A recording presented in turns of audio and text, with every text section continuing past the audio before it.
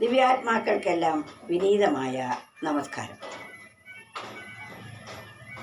നമ്മളുടെ മനസ്സെങ്ങനെയോ അങ്ങനെയാണ് നമ്മൾ. അതിനാൽ നമ്മൾ എല്ലാ വിധത്തിലും നിയന്ത്രിക്കേണ്ടതും നയിക്കേണ്ടതും സ്വാധീനിക്കേണ്ടതും നമ്മുടെ മനസ്സിനെ തന്നെയാണ്. മനസ്സിൻ്റെ സ്വാധീനമാണ് എല്ലാ സുഖത്തിനും കാരണമായിരിക്കുന്നത്. സ്വാധീനമില്ലാത്ത മനസ്സ് എപ്പോഴും ചലിച്ചുകൊണ്ടിരിക്കും, എപ്പോഴും നമ്മെ പലതരത്തിലുള്ള വിപത്തുകളിൽ കൊണ്ടുപോയി ചാടിക്കും. അങ്ങനെയുള്ള മനസ്സിനെ സ്വാധീനിക്കാൻ നമ്മൾ ബോധപൂർവം ജീവിക്കണം.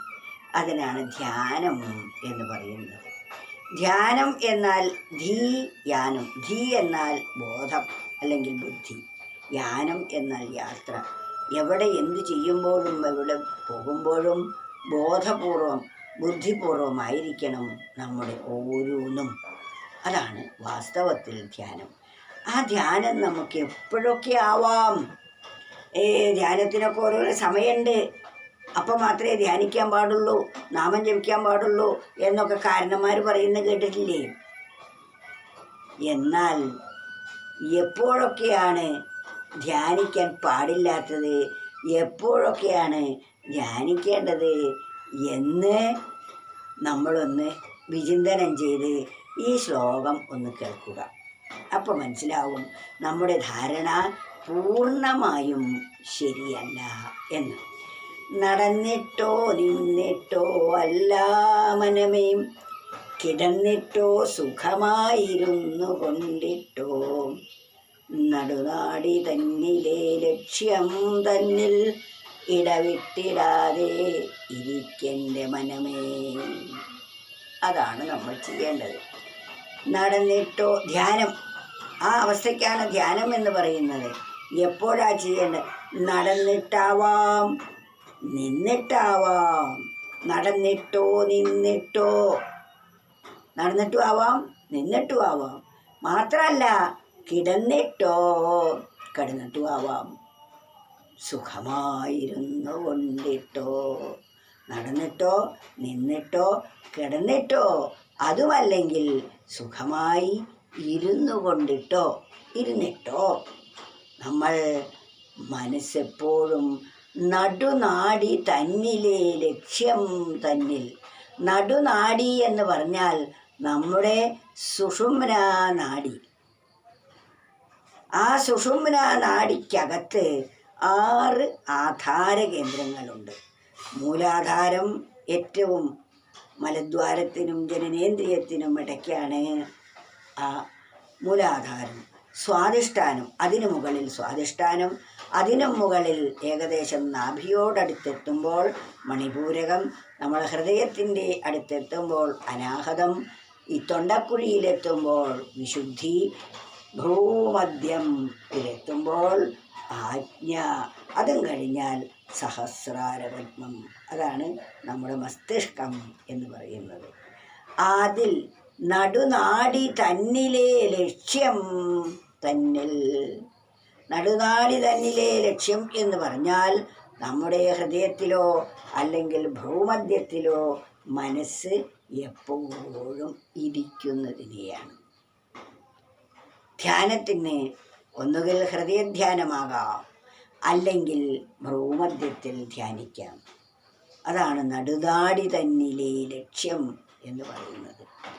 നടന്നിട്ടോ നിന്നിട്ടോ അല്ല മനമേ, കിടന്നിട്ടോ സുഖമായിരുന്നു കൊണ്ടിട്ടോ, നടുനാടി തന്നിലെ ലക്ഷ്യം തന്നിൽ ഇടവിട്ടിടാതെ ഇരിക്കെൻ്റെ മനമേ.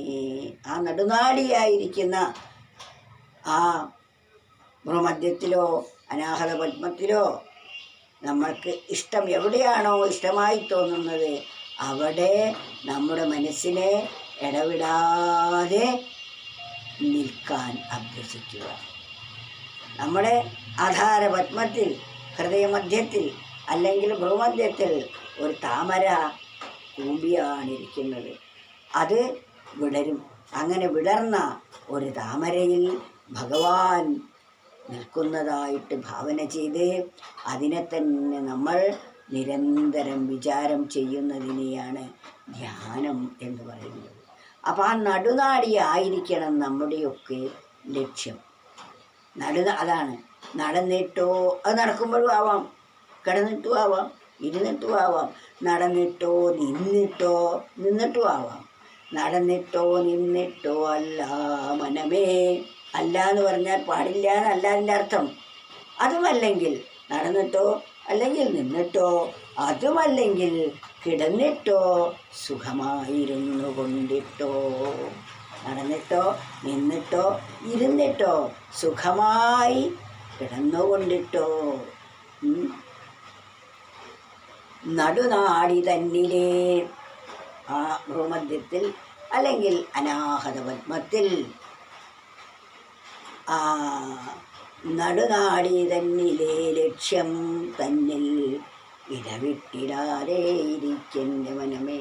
നമ്മുടെ ലക്ഷ്യം മുഴുവൻ ആ നടുനാടിയിൽ ആയിരിക്കണം.